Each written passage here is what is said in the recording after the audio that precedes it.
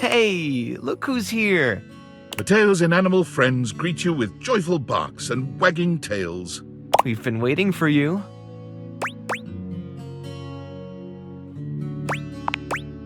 Yes, you. You act like you've never had someone be excited to see you before.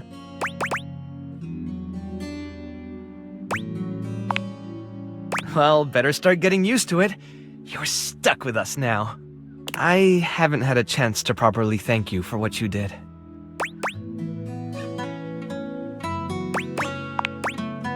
No, really. You don't know what it means to have all of us back together again. I've been carrying around so much guilt over what happened with Stitch for such a long time. Losing her was like losing a piece of myself. Well, I did lose myself for a while. I just felt like such a failure. I let her down. And I knew no matter how many inanimals I saved, it wouldn't bring her back. I guess I just hoped in some way that I could make it up to her. You know, by making sure none of them were forgotten. Making sure she wasn't forgotten. But then Davy went missing, and I thought it was happening all over again.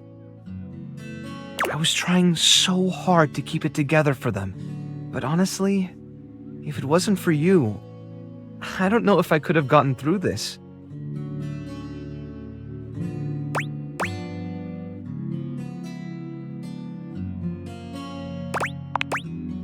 You gave me back that piece of myself. You brought my family back together. And more than that, when I saw you walking up with Davy and Stitch, I realized that you'd become just as much a part of what makes this place so special to me. Somehow, in the middle of all the chaos, you became family too. It wouldn't be the same without you, and I don't want to go back to missing a piece of myself again. I'm rambling again, I'm sorry. This isn't going as smoothly as I hoped. It was a lot easier when I was just practicing with the inanimals.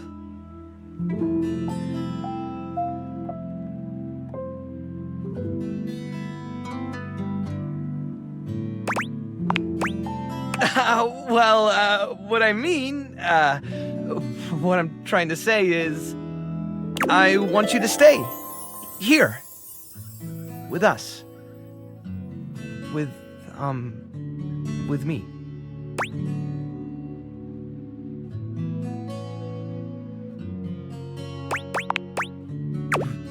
Really? I think they all feel the same, and so do I.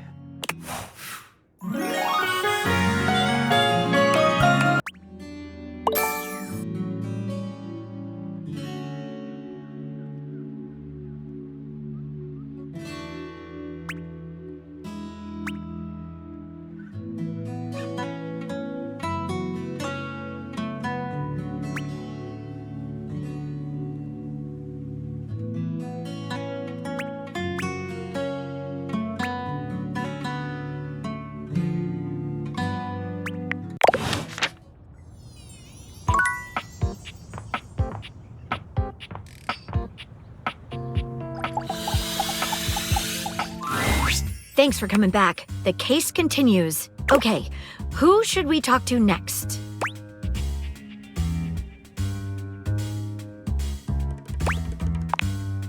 All right, when you get in touch, I'll meet you there.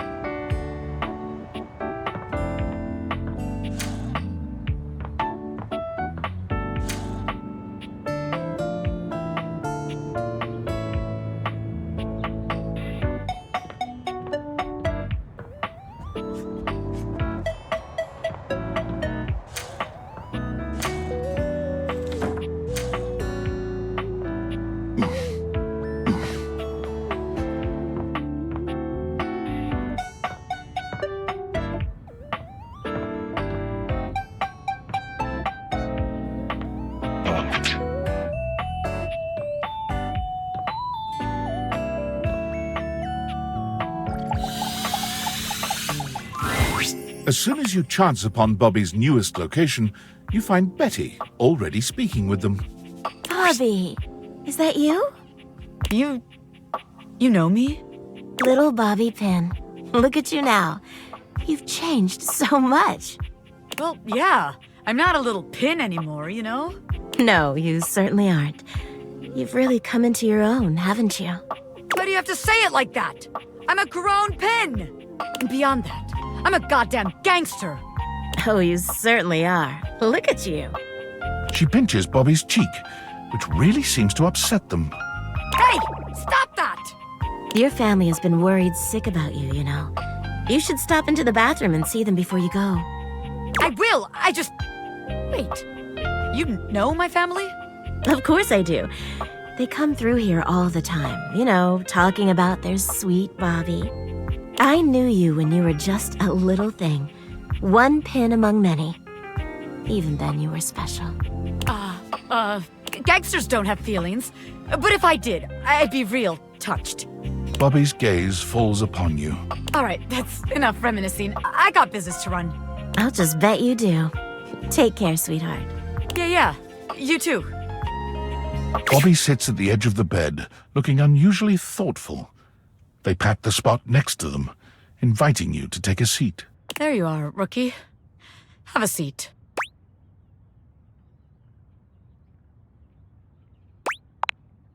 Yeah, I'm all right. Just weird being back here so close to where I grew up. You know, I haven't been back to see my family since I got sucked up by Hoove. I will. I just haven't gotten up the courage yet.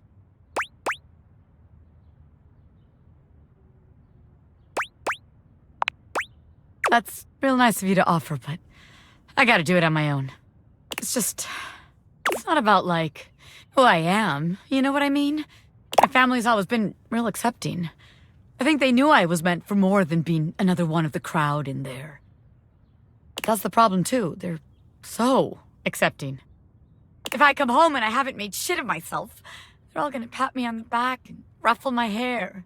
They're gonna say, "Oh, our sweet baby Bobby, our angel, you're perfect just the way you are." Yeah, it is. It feels like failing. I spend all this time away from my family. If I come home and I haven't made anything of myself, I don't know. As sweet as they are, it just kind of hurts worse, you know? It'd be easier if they were nightmares. If they just yelled at me and let me be angry. Knowing they'd be happy no matter what I do. I don't know. Am I making any sense here?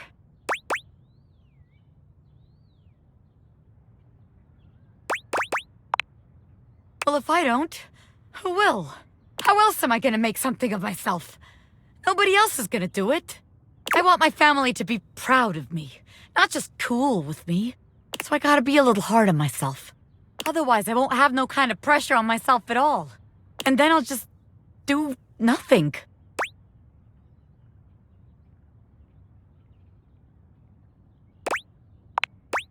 I thought I already knew, but maybe I never had a damn clue. Bobby stands, dusting their hands off. From what, you're not sure, but they seem to think it makes them look cool. All right, rookie. That's enough wasting time talking about feelings. We got one more place to check out. I think it's a real winner. You can find all kind of extreme temperatures there.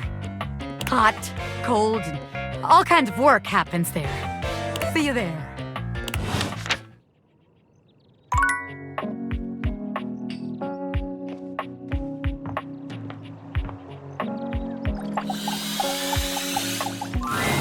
You find Stepford polishing his well-muscled arm vigorously. He appears to be muttering to himself.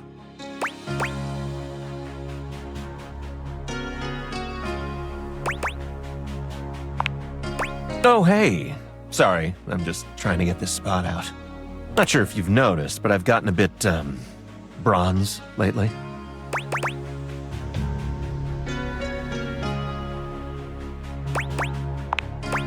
That's sweet of you to say, but I know you can see right through me. I don't know what I'm gonna do about it.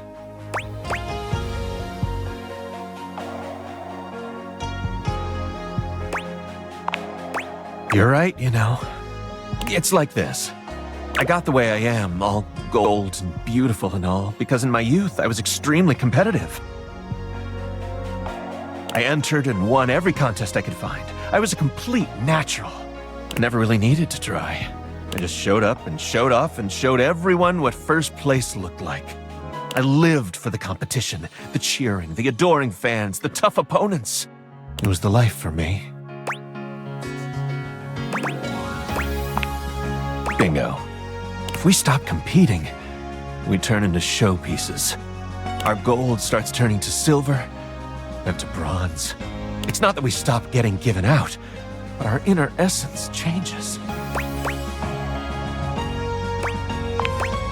Yes, in a way that's true. Eventually, we come to a turning point. It's either get back in the fight and risk the arena once more, or retire and spend our time polishing up, clearing away the patina, and covering up what can't be cleared away.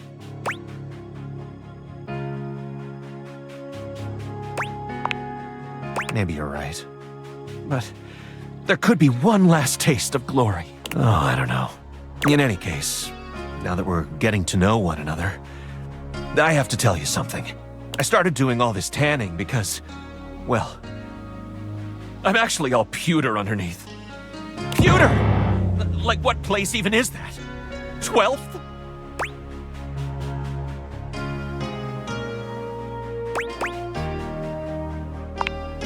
Exactly.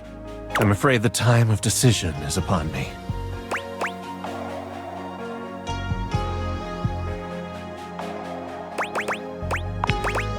Honestly, I don't know.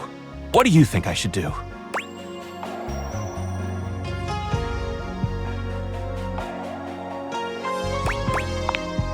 I have. As long as I never have to look in the mirror again. Thanks for talking to me. I think I'd better think about this for a bit. It's not an easy decision. If I compete again, I could get hurt or even lose. And I don't think I could bear that. Come see me again sometime soon, okay?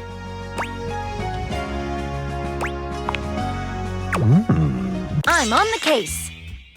Ah!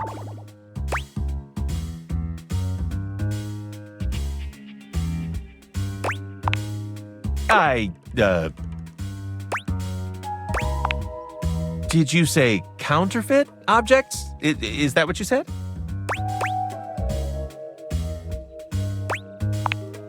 Oh, okay, counterfeit. Because for a second I thought you said bounterfeit, and I was like, nope, definitely not. That would make literally no sense. Well, you see, yeah. A single drop of sweat slides down his temple. He's starting to sweat. It was him that started the rumor. No, I'm only sweating because I just came from thinking about a workout.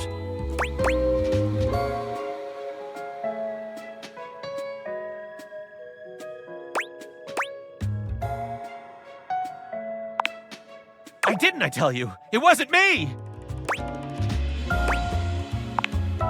I don't think that's actually true. Well, now I do. Oh, drat. Now, Stepford, if you didn't start the rumor, who did? I heard it from the Scandalabra. He told me that all the supposedly fine silverware in the house is actually fake. Oh, did he? Well, we'll just have to have a little chat with old Master Scandalabra, now won't we? It's high time we got to the bottom of this.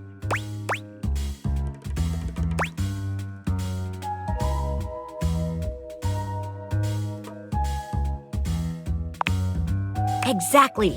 I'll meet you at location 1.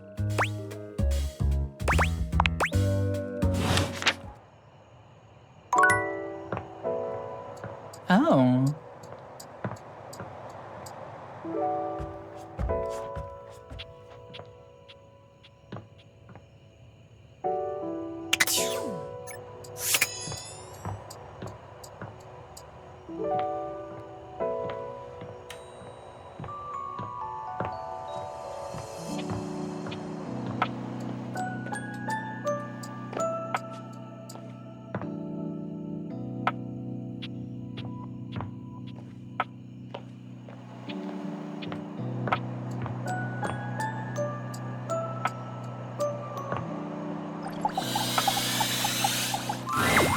You return again.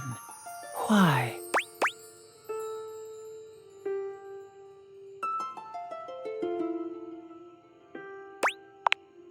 Truly, I have been pleased, though it is still not enough. But you should not be keeping quiet for my approval. The practice of mindfulness is its own reward. Do you enjoy gazing at my form? Is that it?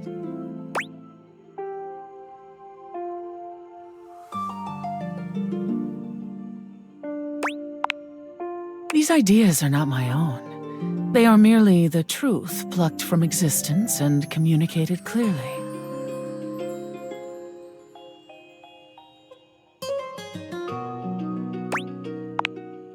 Yet you continue to speak to me about this thinking that you were doing.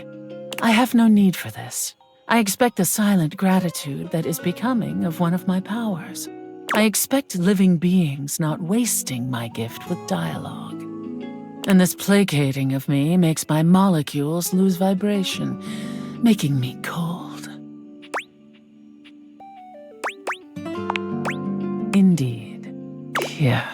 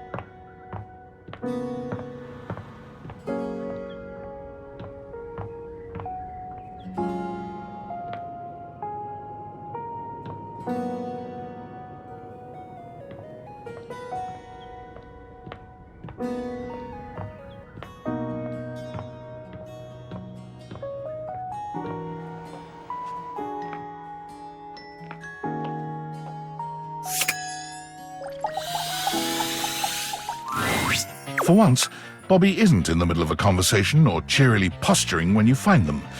They look lost in thought. You made it. Welcome to the future site of the Pin Crime Family HQ.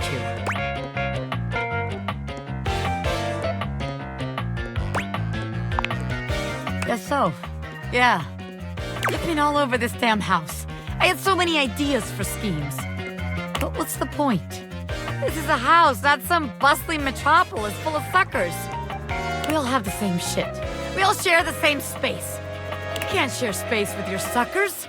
That shit is awkward as hell. You know, I spent all my time locked up thinking about all the ways I was gonna make money. All the ways I was gonna make my family see I wasn't just little Bobby Pin anymore. I was gonna be somebody. Now that I'm here, I don't even know what the hell I'm supposed to do with myself.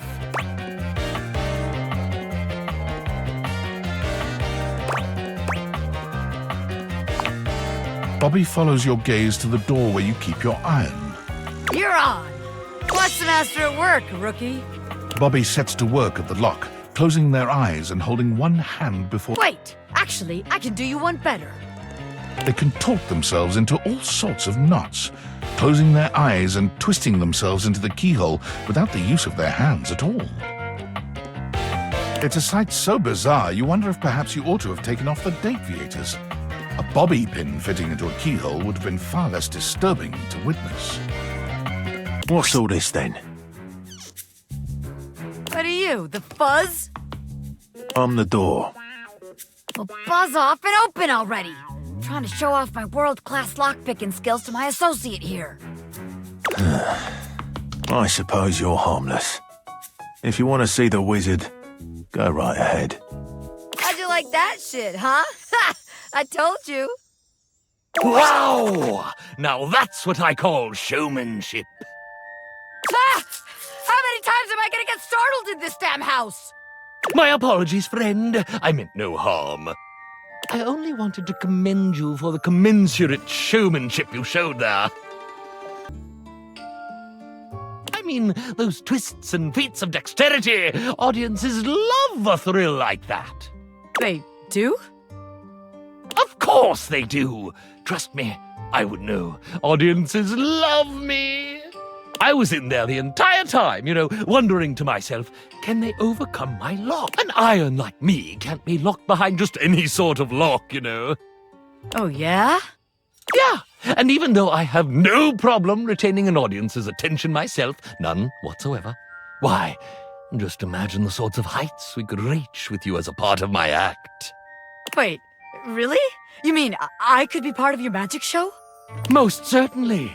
Just imagine it. You and I pulling off daring escapes. Me, the world-famous magician. You, my bright-eyed young assistant, pulling in the younger crowd. I could be famous. I could really be somebody. Hell yeah, I'll be part of your act. Splendid! I just gotta wind up some business first, if you don't mind giving me a minute. Naturally. I'll be here when you're all ready.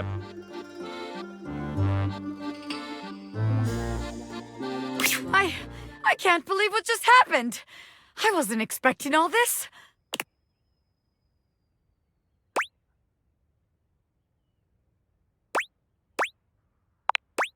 The Pin Gang? Well, hey, it's fine we don't work together. I think we make better friends than boss and hench person, don't you?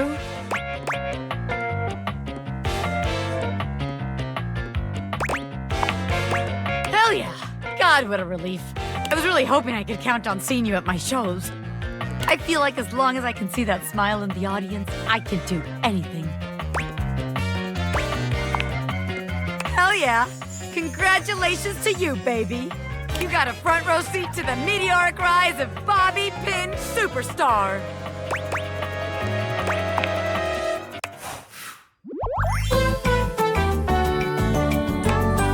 You'll always be...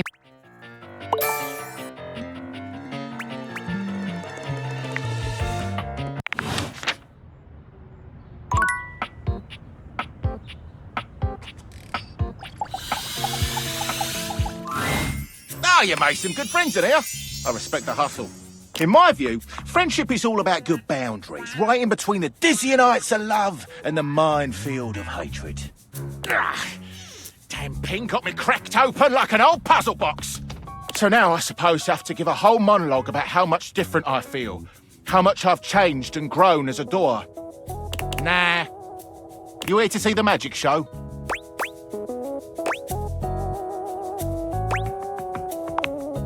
Here to have a laugh?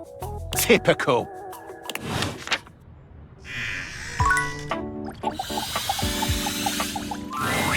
Hey, it's you. What's up?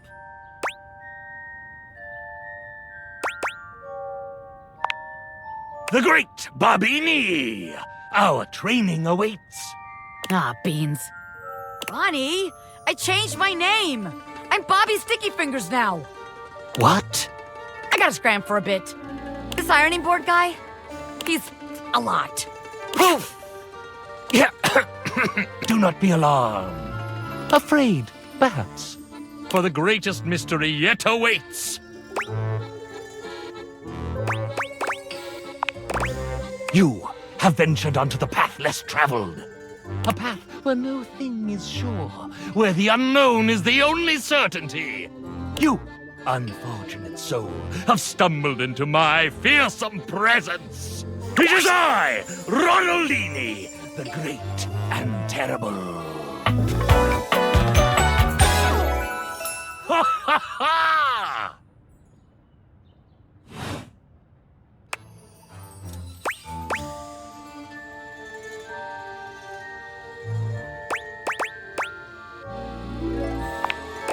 It smells of the brimstone from whence it leaps, the heat that emanates from my very soul.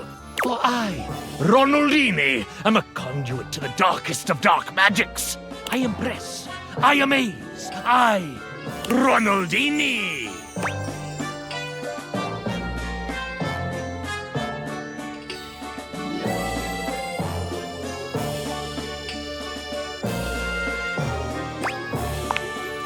Forgive me. I too easily forget the terrifying effect my astounding illusions can have on mere mortals.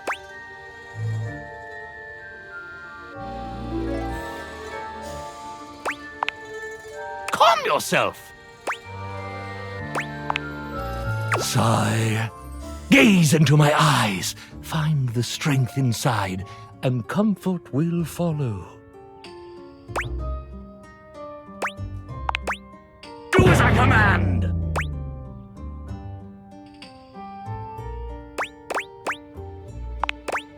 Now, do you feel the tendrils of my psyche entwining with yours?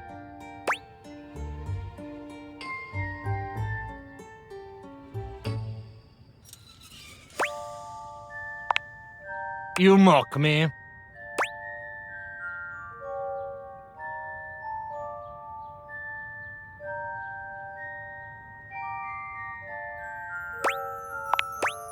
I can only assume you are familiar with my dastardly visage from the countless broadsheets and pamphlets strewn about proclaiming my sinister genius. I, Ronaldini, stand before you. You may quake, should you choose. Ah, or perhaps I should make you quake.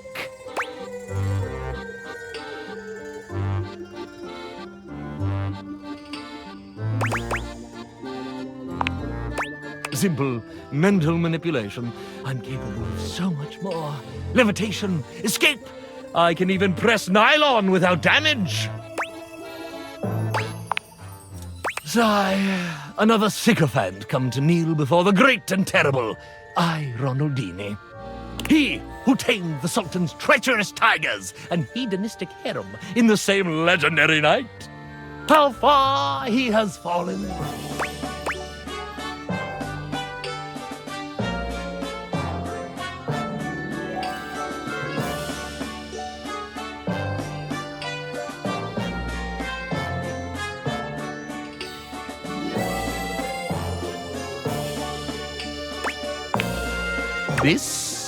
This is your home?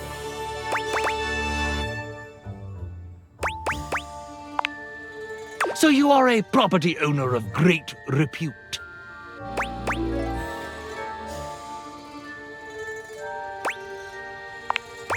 Consider me impressed. Perhaps you aren't the pedant I'd initially taken you for.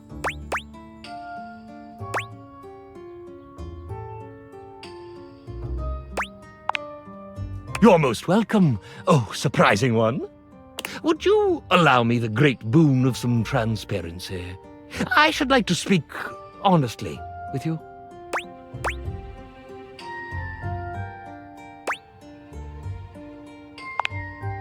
As impossible as it may sound, it is that I, Ronaldini, the great and terrible, was not raised by a coven pack of witch wolves as my best-selling biography intimated. Shocking, I know.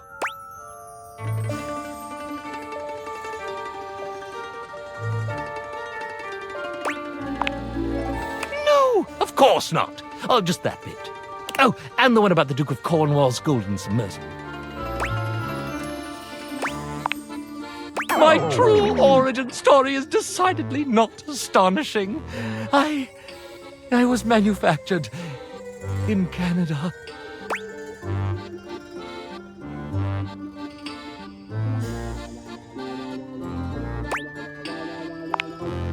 No! Canada is a vast, unknowable space. Just because I'm from there doesn't mean I know this. Gary, was it?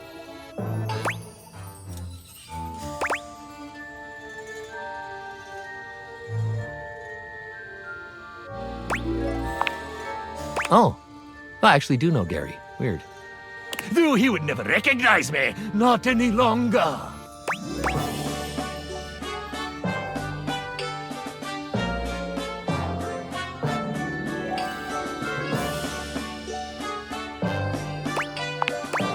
Then why do I feel like less, somehow? Sigh. My truth is uninteresting. You don't mean it. Surely you're the only human in the world who thinks so.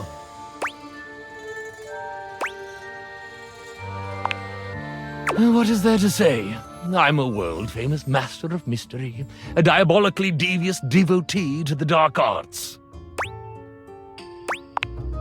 And I'm a normal iron manufactured in Lloydminster, Saskatchewan.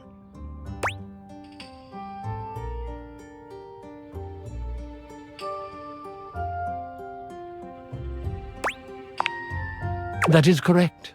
I live a lie every day.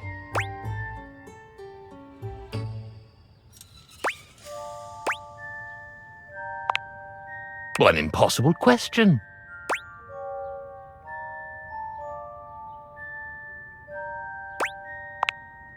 I...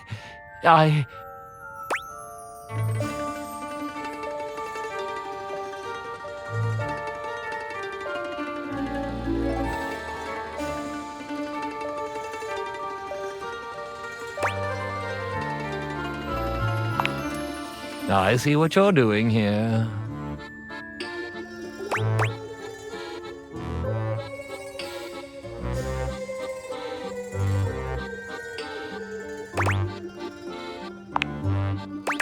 Oh, don't you see?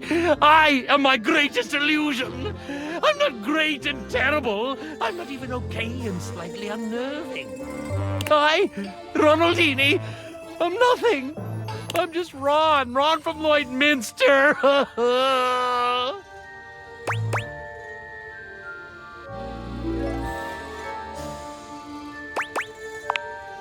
Liar! You couldn't possibly be truthful right now. I'm boring. Every breath I draw is false.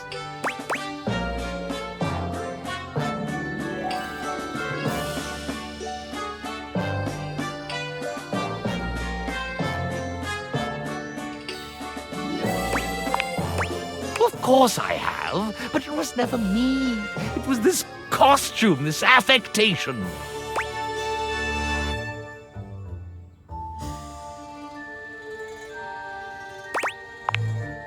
I, Ronaldini, am the amazing magician. I, Ron, am nothing. And yet that Ron, though I deny it every day, is the self I most cleave to. I miss that board.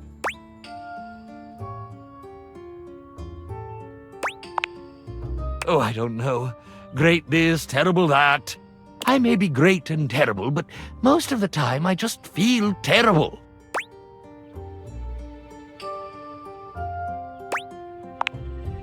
I do long for the simplicity of the tundra, to tread not the lush ironing board nylon to which my silken feet have grown accustomed, but the endless permafrost of my native land.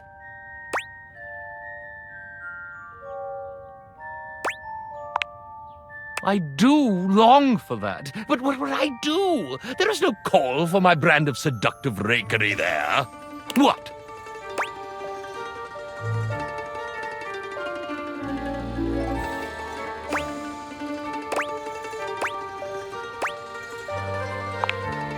Oh?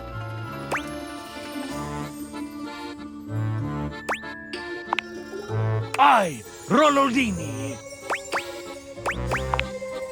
Of course. Why had this not occurred to me before?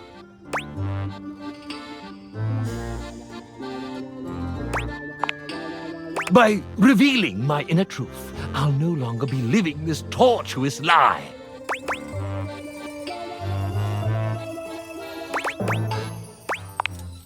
Truth, honesty, a life lived in harmony with oneself, a dream I never dared dream, something, if I'm being honest, I'm not quite sure I ever really cared about, because who would until it starts to rankle at those dark inner reaches?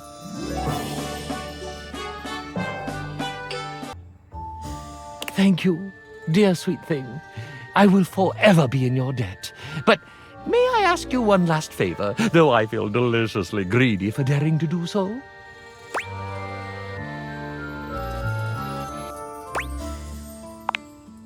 Will you write my foreword?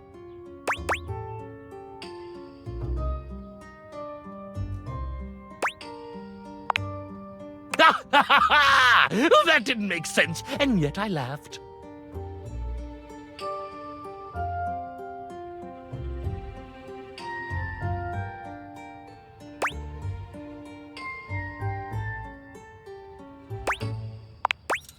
Indeed. Now I must away. Preparations, research, typewriter ribbons.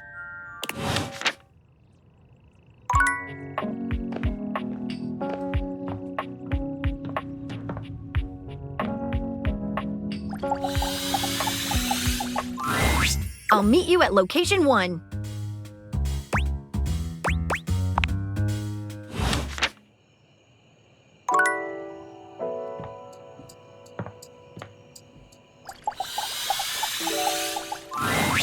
Ah, you. You have been awfully rude. Trust me, everyone knows about that now. Everybody. And you return. Like me, your curiosity for scandal keeps you coming back for more. So, I will allow you another chance. Would you like to hear the latest gossip?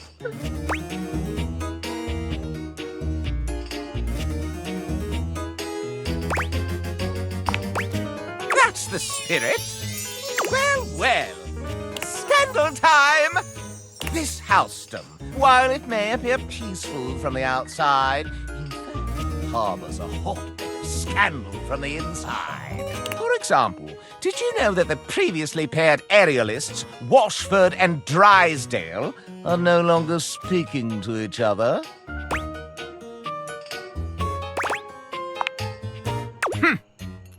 Next! Were you aware that known vagabond Bobby Pin is on the loose once more? Can you imagine the heist they are planning? Can you imagine the romantic dalliances as they make their way through the house?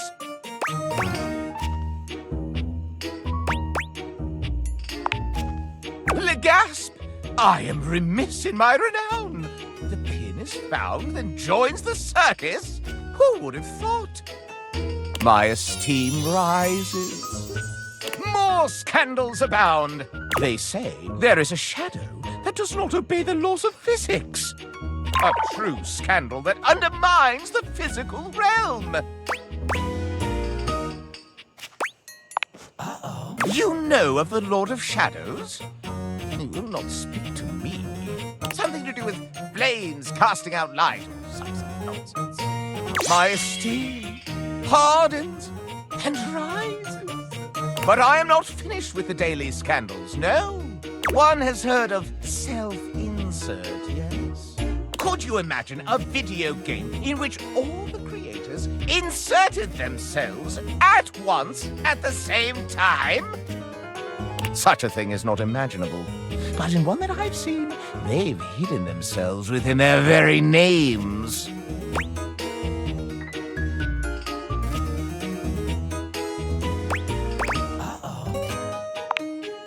Very well. One last scandal. There's no possibility you've heard of it.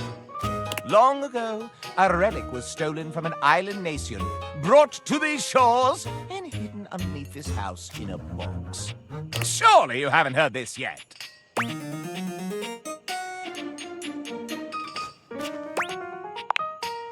I cannot believe this. You did all that before even talking to me once. I'm the candelabra, placed obviously and magnificently in the dining room. You weren't even curious passing by. My esteem does not like this. No matter. That is more scandal than your puny pate can handle. I will teach you the ways of the scandalmonger soon now.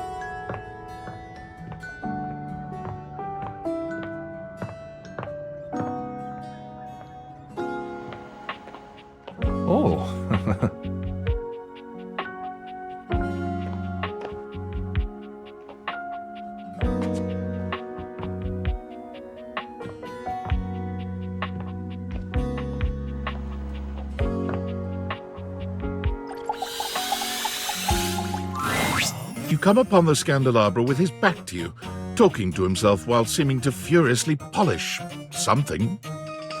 1 part calcium, 2 parts carbonate. Polish until glistening. Yes, smoother, smoother. I'll take out those solid smears. Effulge! Effulge! He sets the cloth down on the table, delicately wiping his brow before finally turning. Damnation! Do you even knock, human?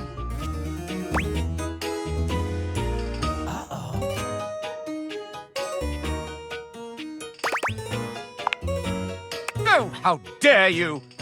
The polishing of my knob is a sacred art. Only the most panegyrical of acolytes are allowed to know of my backstairs ministrations. And you are not that. I know not what you are. My inquests have turned up fallow. Well, you've come to see me, eh? Must be for my brilliant shine. Which is what I was doing.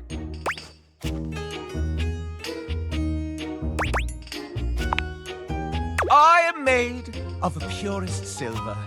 Born in a small chandler's hut in the Swiss village of Saint-Martin, I have traveled transatlantically to this abode, where I preside over the rest of the objet. I require a great deal of polishing and care, which you do not do. So I'm forced to self-lubricate.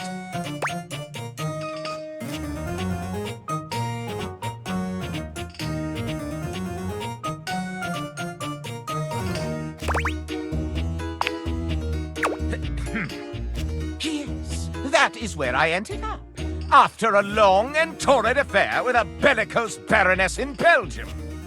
She had unceremoniously dumped me in an antique shop in Lisbon, where I sailed along with a smuggler across the ocean. Your new country fascinated me at first, until the veneer of novelty abraded. I had lived with one of your landed gentry until they perished as your kind do. The ruffians who exhumed his palace threw me in a sort of refuse bin, where I ended up as a bargain. But I am no bargain. And most importantly, I am chaste.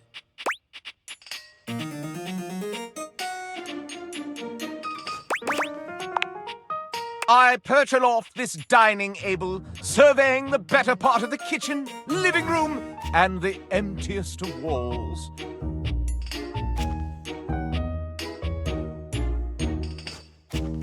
As I gaze into that wall, sometimes I am gripped with the fiercest ennui imaginable.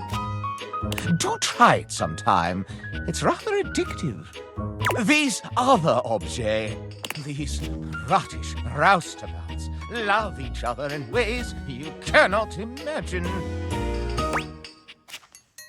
Uh-oh. What?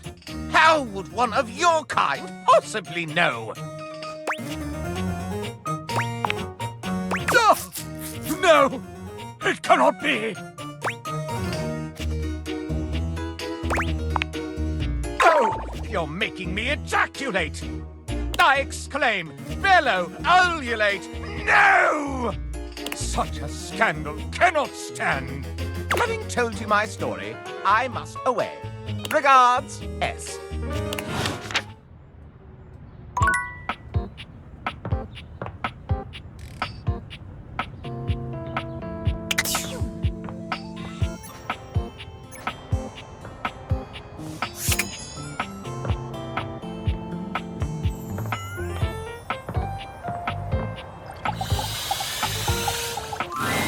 I have taken notice of your exploits. Lately, you have been choosing to remain still, to breathe, to take in the world around you. This pleases me.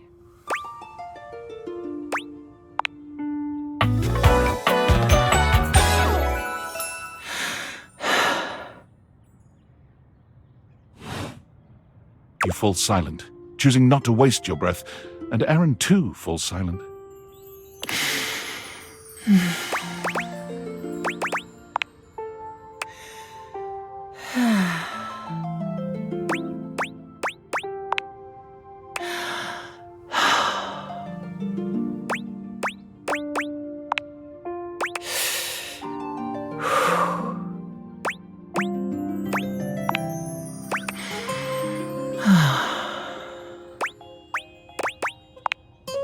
could almost swear you can see the conflict within Airyn.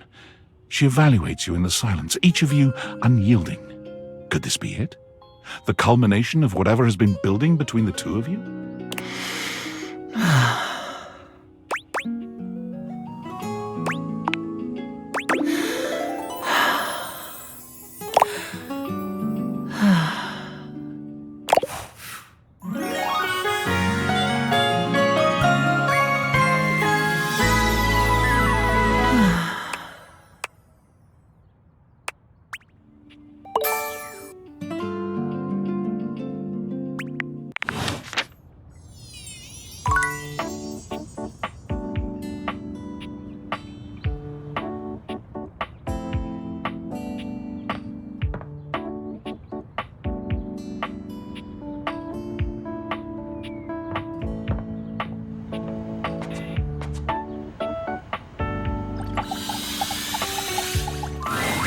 The last few times you've heard Friar Errol before you've seen him, but the friar is unusually quiet today as you approach.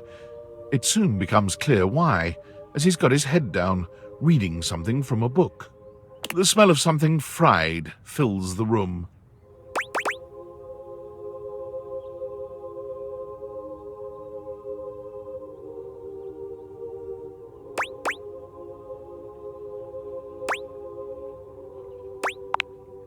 A treatise on air-fried chicken. It is riveting.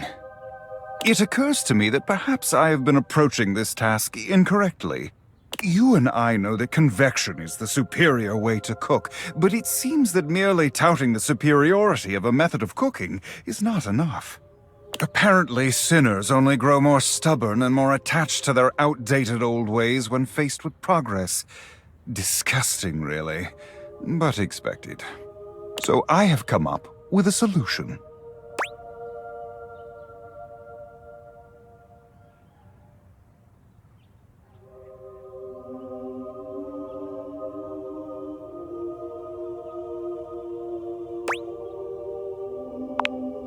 One could say so. I have decided to allow the food to speak for itself. I have procured potatoes from Food Fetch and prepared my own French fries. Not a drop of oil within.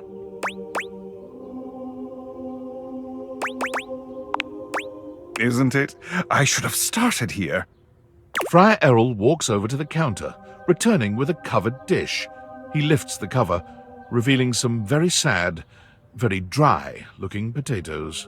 Behold, air-fried French fries. Not a drop of oil has touched them. Beautiful, aren't they?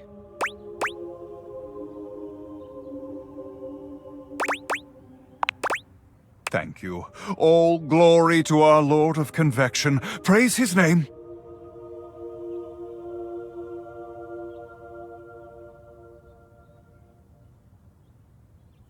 The friar pushes the plate towards you, fixing you with his severe gaze. You will be the first to taste them, to go forth and testify to the rest of the house. Go on. He looks at you expectantly. You can't imagine these are going to be any good, but getting out of eating them feels like more trouble than it's worth. You take a bite. The potatoes are cooked, sure, but that's about as much as you can say for them.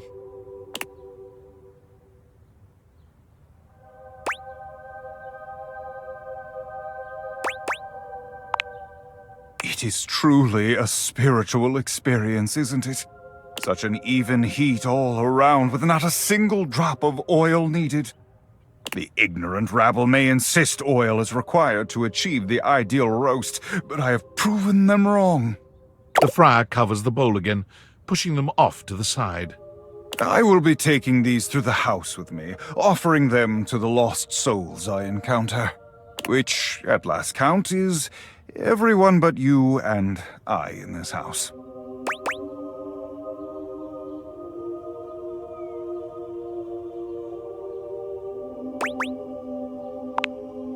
I pray that they do, but they will. They must. When next we speak, I will have one last test of faith for you. Be sure to bring your appetite. But until then, may you walk in his currents. The friar returns to his readings, as serious and absorbed in them as ever.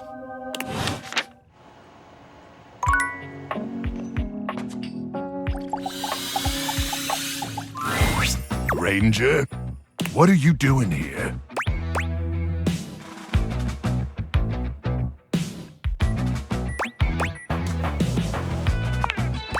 Seriously? Playing that card? Oh, I see how it is. Look, let's just skip the formalities, all right? I thought I was real clear last time we talked. I don't want to see you around here anymore, okay? I yelled it real loud, using my big outside voice and everything.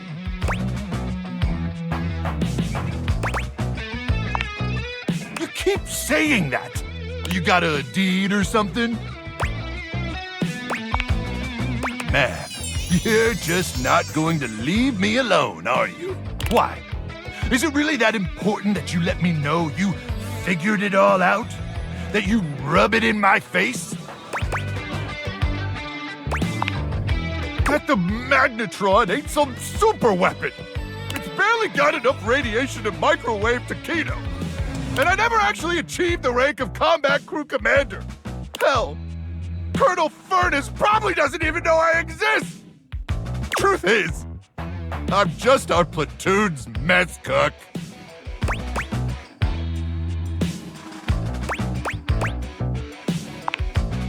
You have any idea what it's like? To spend your entire life doing something as worthless and trivial as heating up someone else's tendies? And worse, that's literally all you do, day in and day out, doing one boring, lame, repetitive task over and over till you burn out and they throw you away? You know what that's like?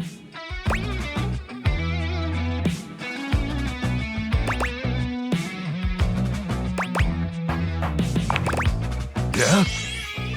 Then you understand. It's a joke. A pathetic joke. I was made for more than that, Ranger. So much more than that. I was born to climb mountains and slay monsters and power lift monsters. A life of consequence. So when I discovered I had a magnetron inside me, I thought I could be more than a pathetic tendy heater. I could be Luke Nuke'm, savior of the Barrens. But I should have known that was just a fantasy.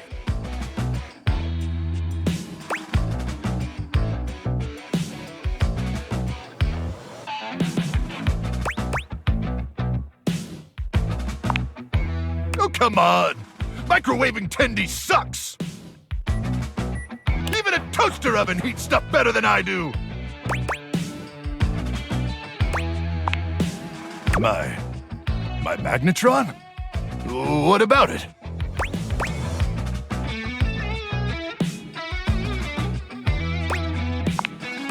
Huh. You know, I never really thought about it, but you're right.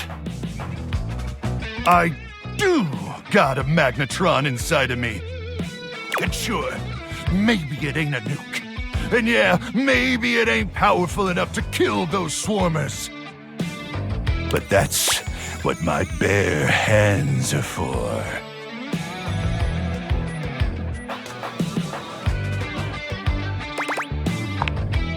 You're right! They sell them at Death Mart! I totally forgot! Man, I am so pumped! Electromagnetic radiation courses through these veins! My very life force is fueled by unbridled radioactive atomic energy! Hell, I'm basically a superhero. Thank you, Ranger. Truly, meeting you has had a profound impact on my existence. And for that, I'll be forever grateful. And even though I never microwaved your tendies, and let's be honest, probably never will, I just want you to know how appreciative I am.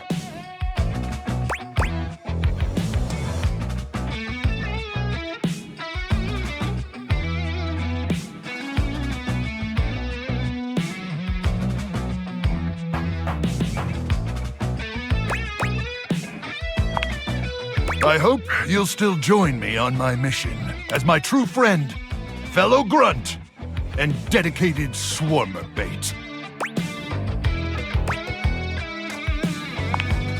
Thanks, friendo. Now, grab your protein gels and suit up, Ranger. It's time to send these swarmers to hell.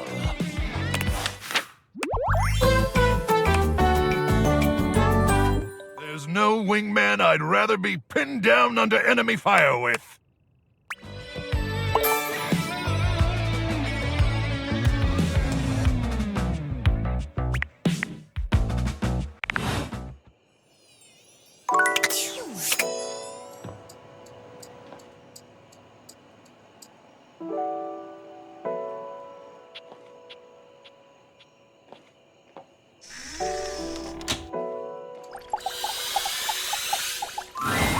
Welcome back! Not exactly. Who knew threatening people would just drive them even further away? I certainly didn't. I have no shame in admitting that. I feel like I probably should have some, though.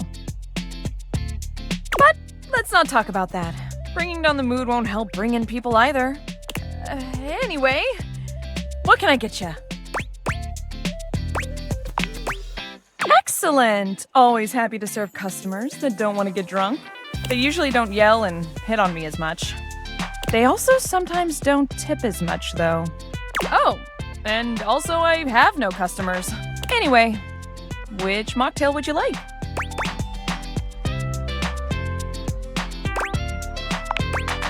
Refreshing and bubbly.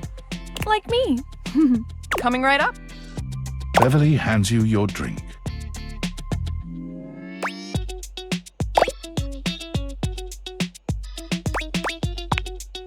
No problem. It's not like I have anyone else to tend to right now. It is painfully obvious that I am no wordsmith. So maybe my ads need to be more visual. We need something that makes the others feel like they have to come inside. What could it be?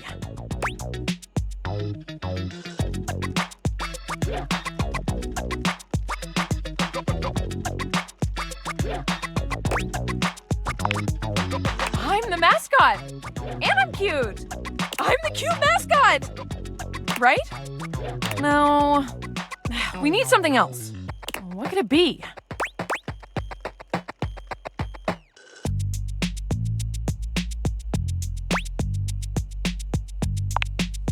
Violence isn't really my brand. I don't know about that one. What could it be? I can't afford to pay someone, let alone the cost of signage. We need something else. What could it be? Oh. If this were a cartoon, I'd have a light bulb over my head right now. A signature drink. Yes. Oh my gosh. Again, it's so obvious. I need a drink that is so superbly amazing, enticing, and can only be found here. Why didn't I think of that before?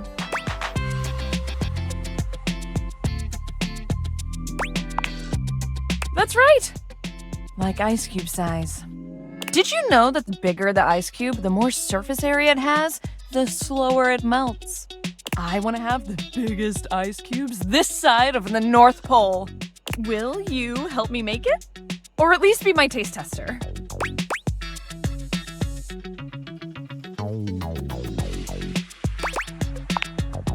Same here. All right, In mixology, a good cocktail needs 4 attributes: strong, sweet, sour, and bitters. In theory, as long as we have at least these 4 things, we can mix and match all sorts of flavors to create a truly unique cocktail. You can also just have the strong and bitter part and stir a nice martini, but I feel like shaking something up using juice.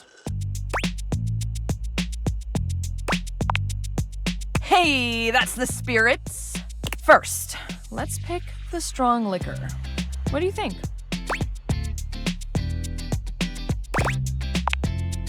Ooh, like a pirate. Good choice. I'm gonna put a little bit extra just in case. Now, we need a liqueur for the sweet portion.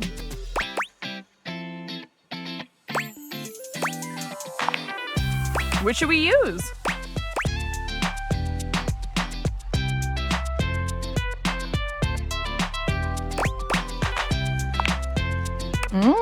The most commonly used liqueur, from the Cosmo to the sidecar. This is coming along great. All right, now we need our something sour.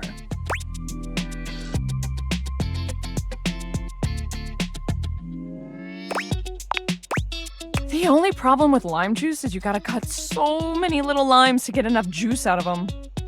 But it's worth it. Almost done. Now we need bitters.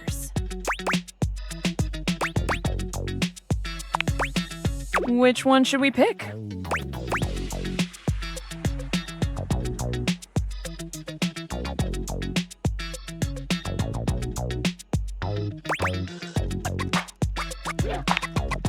The second most popular style, with another trademark to name. That licorice flavor delights the palate when used responsibly. Yes. Now, what about a little finishing touch to it?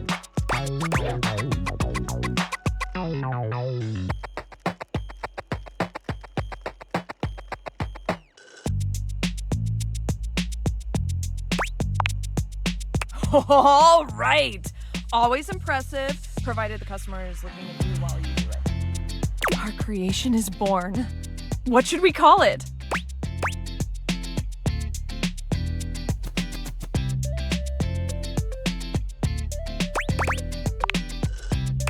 Lovely. I love it. It's got that dazzle we need. All right, let me mix this baby. Beverly sets to work shaking up your beverage, pouring it into a glass and pushing it across the counter towards you. Okay, moment of truth. Drink it down and tell me what you think. Be honest. Well? Perhaps that wasn't the best idea.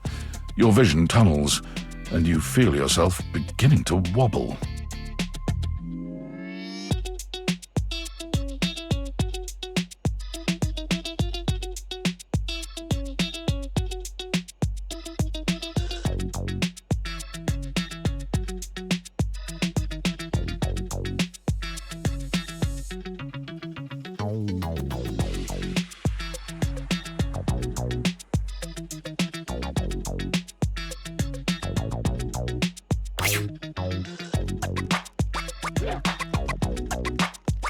Whoa, hold. Are you okay? Whoa.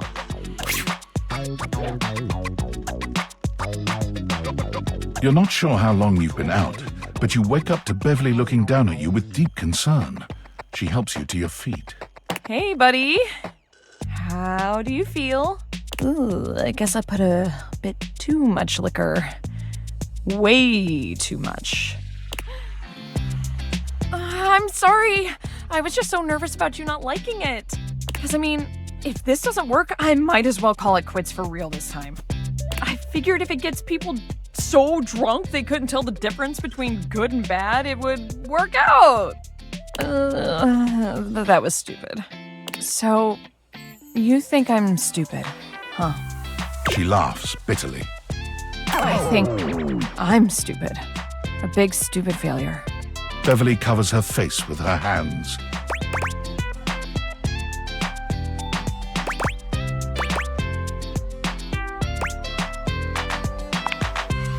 I truly am, though. I am all the bad things and more.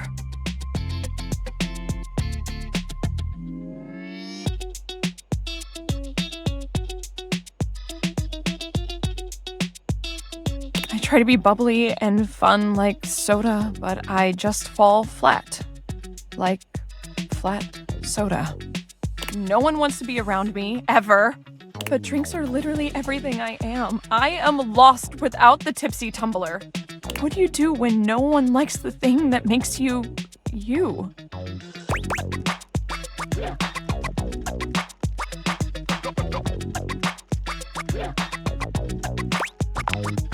Beverly sniffles, rubbing at her eyes.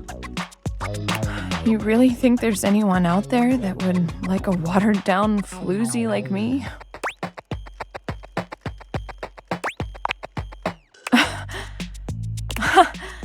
Oh, why am I turning red? I'm not the one who drank that monstrosity. Okay, I'm gonna spend some more time tinkering with this specialty cocktail thing.